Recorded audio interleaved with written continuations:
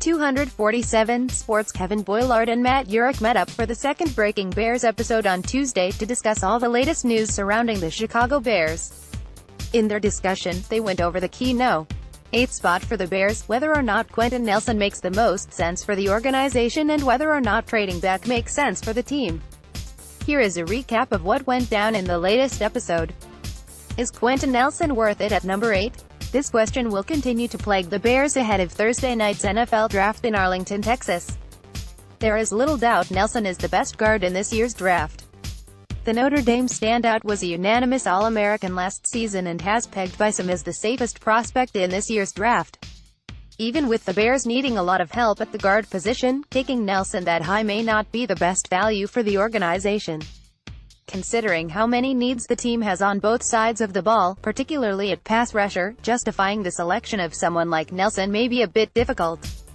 He will undoubtedly improve the offensive line and make them better, but is a guard good enough to help change the tide for the organization?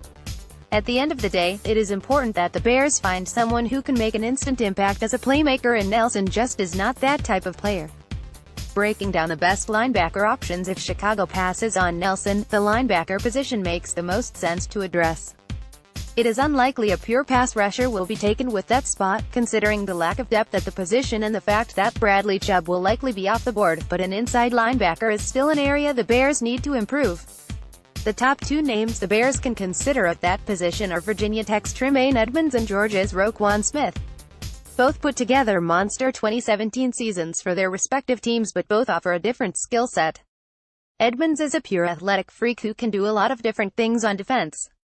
He can attack downhill against the run, drop back in coverage, or even blitz off the edge as an outside linebacker.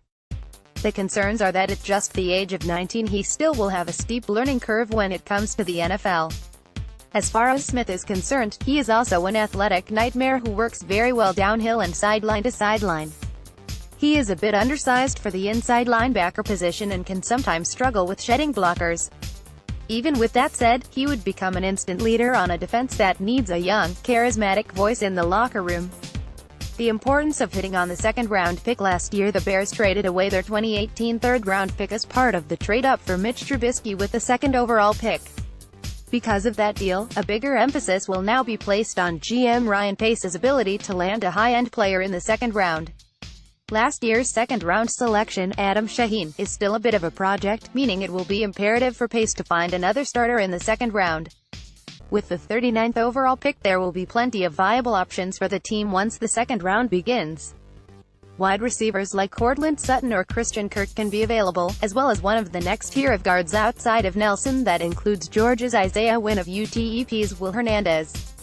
Want to keep up with the Bears during the offseason? Take a second to sign up for our free Bears newsletter. If the pass rush is not addressed in the first round, Georgia outside linebacker Lorenzo Carter also makes sense for the Bears.